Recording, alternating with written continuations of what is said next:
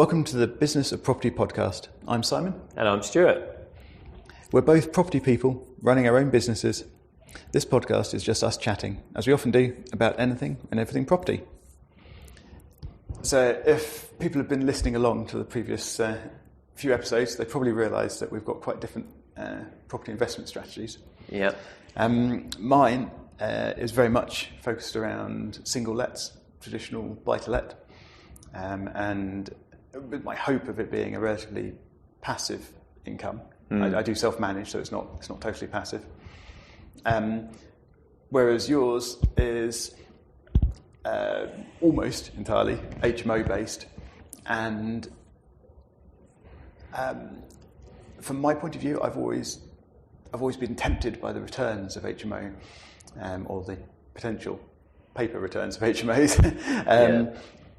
But I've always shied away from it because of the extra hassle that's involved and the extra sort of dealing with multiple people living under the same roof and their inevitable interactions and falling outs and things. So what attracted you to HMO? What convinced you that HMO was worth it? Well, the same thing that attracts everyone, I think, is cash flow, is because the gross revenue is higher per room.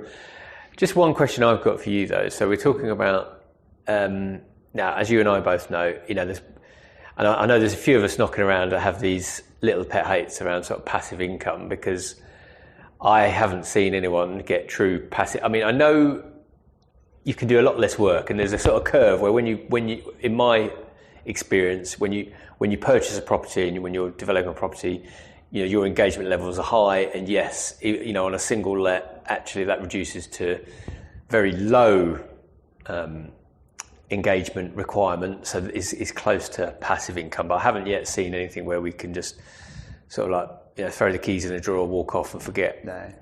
I mean, even when you've got an agent looking after it for you, you still get the occasional phone call or repair request. Yeah. So that was my question to you, was, so for your properties, you have an agent that looks after them? So for properties that I can get to relatively quickly, travel-wise, I self-manage completely. There's no agent. I've got a couple of properties that are a bit further away, and I cheat a little, so I don't look after them myself, but my agent is my parents. who are also landlords themselves. So they look after my couple of properties that are closer to them than they are to me. Who does the tenant find? I've done all sorts of different options for tenant find. I've used local agents in various different areas, including here for one occasion for my property that's in Red Hill. But most recently, I've used Open Rent. I put together the marketing. I got professional photos taken of the property, and listed it through Open Rent. And then I dealt with the inquiries directly, did the viewings.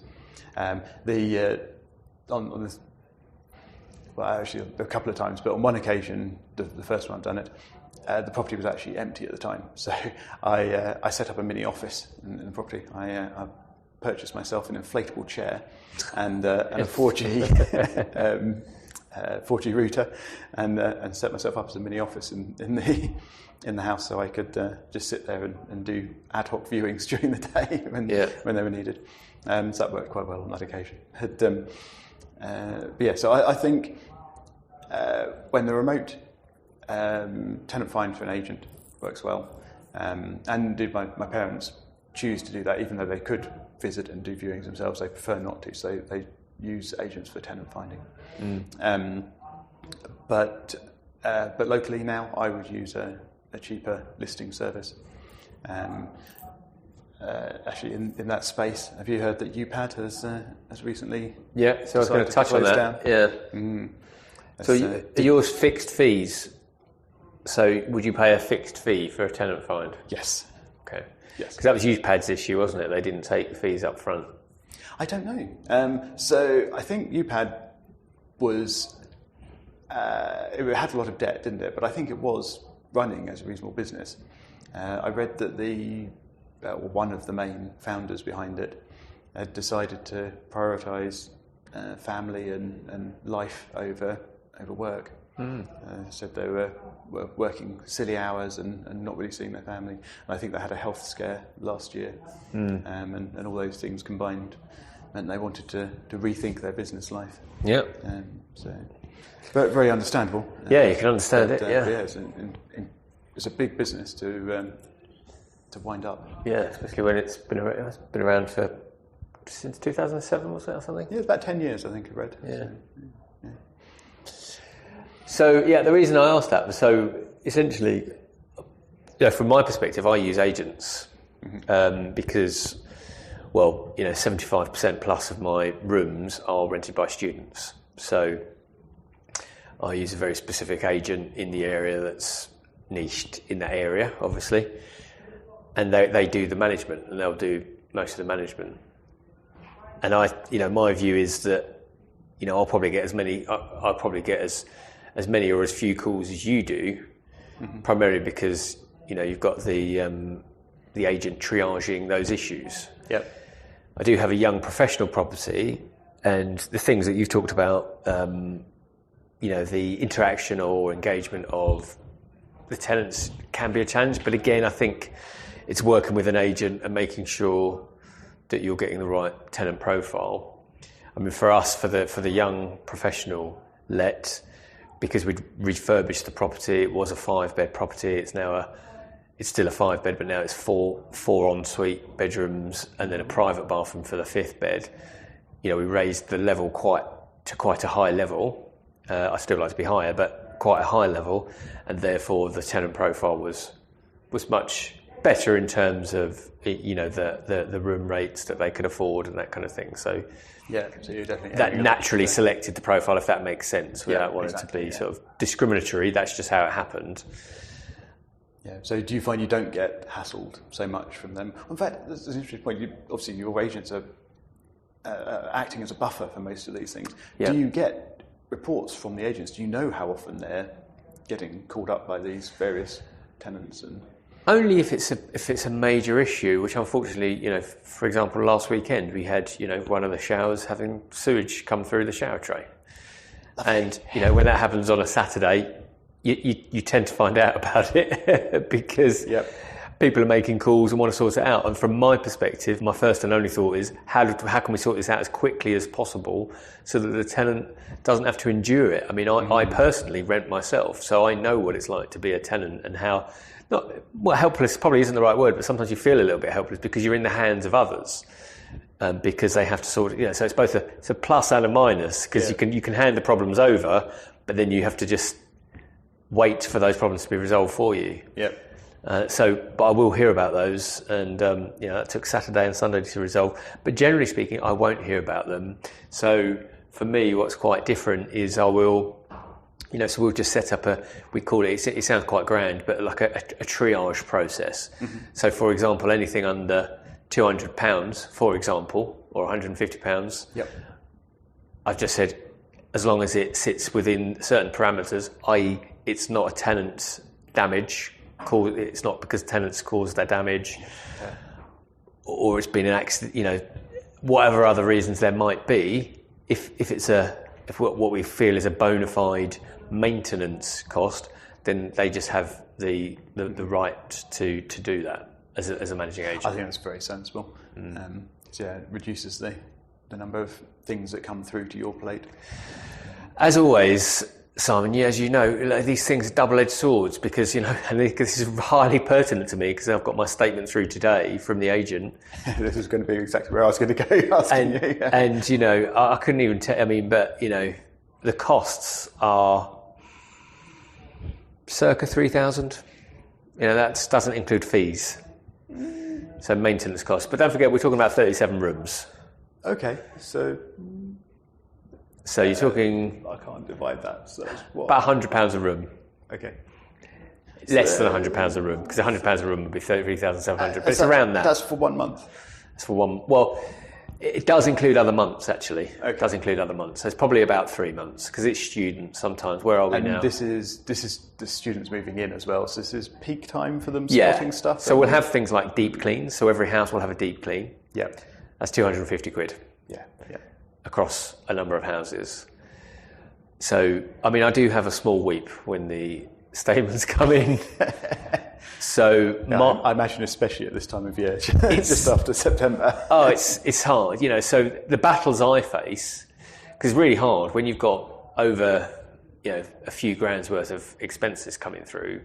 I can go through this list and there'll be a £20 here and a £30 lock there, and I'll have a £50 chair here, but I will have to go through that, and I employ someone as an operations director and just say, we need to go through and make sure these are bona fide costs, because unsurprisingly, when you're talking about students, let's just say that sometimes they have some fun in the property, typically on a Friday or Saturday night, and things get broken. Now, I don't want to be liable for those costs. Mm-hmm. Just one today that I've had, and this will make you laugh. So one today was a guy got sent out to fix a freezer in the property. He said he's done X or Y to fix property, but did notice 5 stab wounds in the freezer compartment. Okay. Just to be clear, in the freezer compartment, not in people. So clearly, what it sounds to me like, without having seen it, is that someone's probably tried to defrost the freezer with a very sharp knife. That's a much better explanation than what sprang to mind for me. That's good. My wife and I have been catching up on a very old series of Bones. Okay. So obviously all about solving murders and crimes. So I think my head went to the wrong place. I think no crime was committed except against my freezer. That's. But then I've now got an invoice for a call-out fee and a repair job, and then a quote for providing a new fridge freezer, which is £300. So my immediate riposte is, guys, should this really be coming to me? It looks like someone's taken a knife out to my fridge freezer. Mm-hmm. My limit only goes so far, and I'm sure every landlord thinks it, but I do like to think I go one step above normal for tenants, because, again, I know what it's like to be a tenant and I want them to feel looked after. However, willful damage is not something I'm willing to fund. So perhaps rather than funding 300 quid worth of new freezer every term, what you instead need to do is fund, 20, 30 quid worth of how to defrost a freezer training at the beginning of each year. Well, and there's that, and I know we've gone on a bit of a digression here. So the other bill I got, and this is because it's today, £360 to clear rubbish from the back of a house, which happened this time last year. And so again, those costs are coming through to me, and they're the sort of things. So as you say, it happened this time last year, as in that was when you got that incident happened last year and you got the bill last year, or it happened last year and you've just got the bill for it now?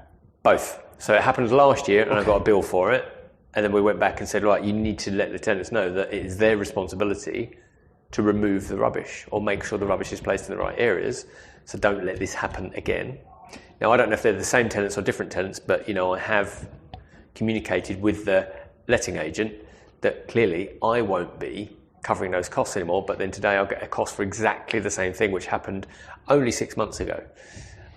So all of these things, and again, I'm now arguing for your side, because I think, well, on a single let side, you very rarely get these kind of things coming through. Yeah, although I do have some single let horror stories. I've had some interesting tenants in the past, including, I'm not going to go into too much detail about the history of this one at this moment, not least because we need to finish this recording soon. But suffice to say that the greenhouse in the back garden was stuffed full of rubbish, including sort of quilts and black sacks and just stuff. But down at the bottom of the back garden, what looked like a mound of earth was actually old cat litter, and next to it was a big pile of black sacks. So there was a cage. They put a cage in the garden, and they were just filling it up with black sacks of rubbish. And I have I have no idea why. I wonder what you were going with that as well. I have no idea. But I'm just saying it's not only HMOs that do crazy things sometimes. Yeah. I think it's just people sometimes. Yeah, definitely. But as you said, and that's the thing, is that when you're dealing with more people, the chances of that happening increases. Yeah. And I think with HMOs particularly, I mean, perhaps I'm thinking back to my student days a bit too much here, but when you've got 5 people in a house and one bin that needs emptying, often nobody really wants to take responsibility for that. Yeah. And hence nobody does it. So I think that's an extra issue with HMOs. You've got that multiple people dynamic. Yeah. And maybe you install 5 bins, so they've got one each. Might solve that problem. Yeah. Well, I thought we did. I thought we did solve that problem. But anyway, that's another rather dull conversation for me to have. So have we reached a conclusion? Which is better, HMO or single let? Well, I think I think we've talked about more around the negative aspects of HMOs. Obviously, the positive one is the cash flow, and on a monthly basis, for me, again, depending on area, if you've got a 3-bed house or a 2-bed house that is a 4-bed HMO, could be a 4-bed HMO, the returns are very different. Yeah, so I mean, I'm just going to pull some figures from my head for things I've seen in the past. So for a single let, you might be looking in this area for a yield of 5, maybe 6% if you're lucky, and then a return on investment probably similar, perhaps slightly lower. But for an HMO, I'm not so sure about this area actually, but typically in Crawley, for example, so it's a bit further south, you might be looking at a yield of nearer 15%. And then obviously return on investment being lower than that because you've got more expenses as well. But obviously that's a big difference from single let. So yeah. You're right. There's definitely more cash flow in the HMOs. Yeah, and typically, well, no, not typically, but I mean, for me, we're buying bigger houses. I think, it depends on the property type. Most of the properties I go for are, period properties, Victorian, looked at Georgian, that sort of thing, and they're nice properties. So generally, we'll be looking at multiple exits. So it's not, for me, I don't just look at a house as an HMO. I think, okay, if things don't work out, I could turn it into 3 flats, or I could convert it into a really nice residential property. Yeah, just good to have backup plans. Yeah. Right, on that note of backup plans, I think we'll finish for today. Awesome. Okay. Cool. So more details on Stuart and myself, along with notes on what we've been talking about today, can be found at thebusinessofproperty.com.